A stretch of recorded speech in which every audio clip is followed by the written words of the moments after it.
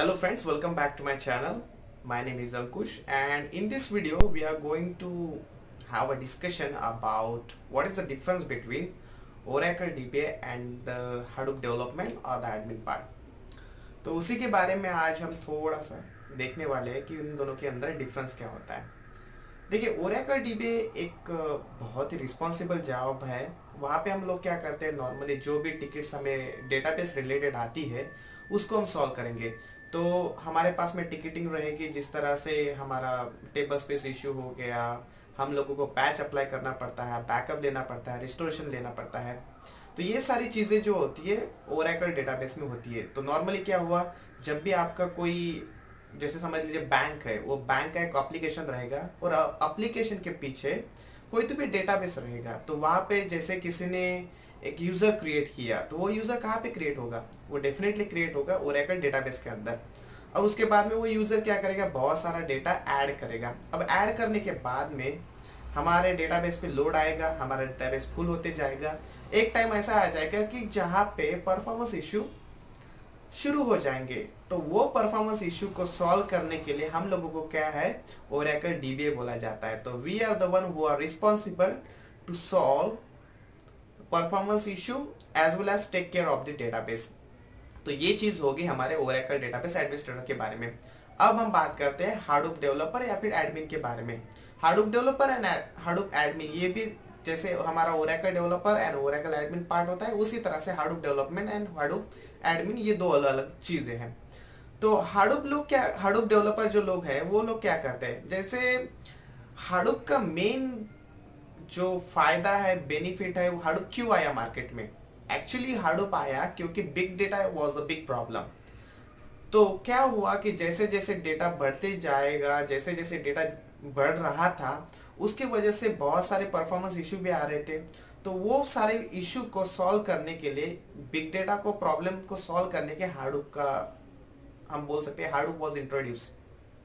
अब हाडूप के अंदर बहुत सारे अलग अलग टूल अपाची ने दिए हुए हैं, और ऑलमोस्ट जो भी चीज अपाची से आती है, जैसे आपको पता ही होगा कि इट्स ओपन सोर्स, कोई भी इसे यूज कर सकता है, किसी भी तरह का हमें चार्जेस नहीं पे करना पड़ता है। लेकिन हम कंपैरिजन करेंगे ओरेकल के साथ में, वहां पे हमें पैच अप्लाई करना है, हर चीज के लिए हमें ओरेकल को पैसा देना पड़ता है। यहाँ पे सारी की सारी चीजें अपाची की तरफ से आ रही है, which is open source. So we can say by cost wise again Apache is always good. But हाँ, अगर हमें सपोर्ट चाहिए तो वो अलग चीज है, उसका भी कंसिडरेशन बहुत इंपॉर्टेंट होता है।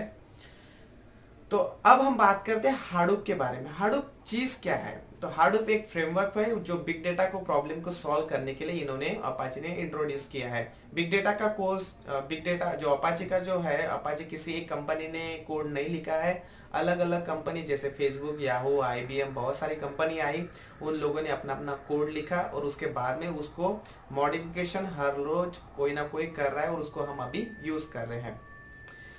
तो हाडूप डेवलपर का मेन रोल जो होता है वो होता है प्रोसेस करना। अब वो स्ट्रक्चरल डेटा हो या फिर अनस्ट्रक्चरल डेटा है।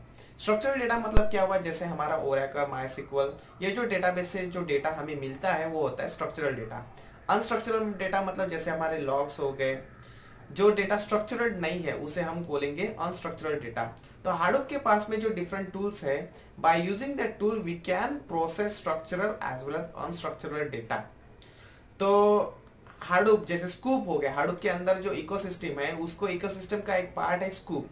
तो स्कूप क्या करता है, हमारे मायस्क्ल डेटाबेस या फिर ओरेकल, जितने भी आपके आरडीबीएमएस डेटाबेस है, उनके साथ में कनेक्शन एस्टेब्लिश करके वो वहां से डेटा लेगा, आरडीबीएमएस डेटाबेस से डेटा लेगा। उसके बाद में हम देखेंगे कि इसमें से कौन सा इंपॉर्टेंट डेटा है, उस इंपॉर्टेंट डेटा को हम प्रोसेस करेंगे और फिर वो क्लाइंट को भेजेंगे। अब क्लाइंट क्या करेगा, क्लाइंट में भी यूज कर सकता है कोई विजुअलाइजेशन टूल, जैसे हो गया टैब्ल्यू हो गया, वो टैब्ल्यू यूज करके वहां पे देखेगा कि कितने नंबर ऑफ ट्रांजेक्शन फेल हुए हैं, अच्छे हुए हैं, वो सारी चीज हम देखेंगे। अगर आपने देखा होगा तो यहाँ पे बहुत सारा डेटा, रोज टेराबाइट्स ऑफ डेटा जनरेट हो रहा है, मे बी ज्यादा भी हो रहा है। जैसे ट्विटर हो गया, यहाँ पे ऑलमोस्ट हर एक बंदा हर सेकंड में नंबर ऑफ पोस्ट कर रहा है। तो अभी जैसे आपने देखा होगा बहुत सारे टेलीविजन होते हैं, वहां पे ये लोग वो लोग क्या करते हैं, काइंड ऑफ कैंप चलाते हैं कि इस साल में कौन जीत कर आएगा। तो ये एनालिसिस किस तरह से होता है, यहाँ पे भी आप बोल सकते हो कि ये एनालिसिस होता है depend upon the social marketing, social network marketing. जैसे फेसबुक हो गया, हमारा ट्विटर हो गया, यहाँ पे कितने सारे लोगों ने बीजेपी के ऊपर, कांग्रेस के ऊपर, या फिर जो भी पार्टीज है उसके ऊपर कितने अच्छी कमेंट्स डाली हुई है, कितनी बुरी कमेंट्स डाली है, उसके हिसाब से भी। और उसके बाद में जो ओपिनियन होता है, मैनुअल इंटरप्शन जिसको बोलते हैं हम लोग, मैन्युअली जाकर भी लोगों से जो रिएक्शन लिया जाता है, वहां से ये लोग पोलिंग करते हैं। लेकिन इस चीज में क्या होता है, डेफिनेटली जो हमारा बिग डेटा होता है, हमारा हाडूप फ्रेमवर्क वो हमेशा यूज में आता है। उसके बाद में हाडूप का नया एक और फीचर जो है, हाडूप सिर्फ बैच प्रोसेसिंग को नहीं, उसके साथ में जो स्ट्रीमिंग प्रोसेसिंग होता है उसको भी प्रोसेस करता है। अब बैच प्रोसेसिंग मतलब क्या हुआ, रोज का थोड़ा थोड़ा डेटा आ रहा है, उस बैच को आ रहा है, प्रोसेस करेगा, वो आगे जाके भेज देगा। स्ट्रीमिंग प्रोसेसिंग मतलब क्या हुआ, ऐसा डेटा जो कंटिन्यूसली आता है। जैसे ट्विटर में हर एक बंदा हर कहीं ना कहीं लोकेशन से कोई ना कोई पोस्ट करते रहता है, तो वो डेटा को भी हम प्रोसेस कर सकते हैं। जैसे मैंने एग्जांपल बताया था कि अगर आपको चेक करना है कि कौन सी पार्टी जीतेगी, वो भी हम वहां से प्रोसेस कर सकते हैं। तो continuous streaming kind of data भी आप हाडूप के थ्रू प्रोसेस कर सकते हैं। और बात करेंगे हम हाडूप एडमिन की, वो भी ओरेकल डीबीए जैसे ही काम करते हैं ऑलमोस्ट। वहां पे भी वो लोग चेक करते हैं कि हाडूप क्लस्टर किस तरह से चल रहा है, कोई इशू तो नहीं है।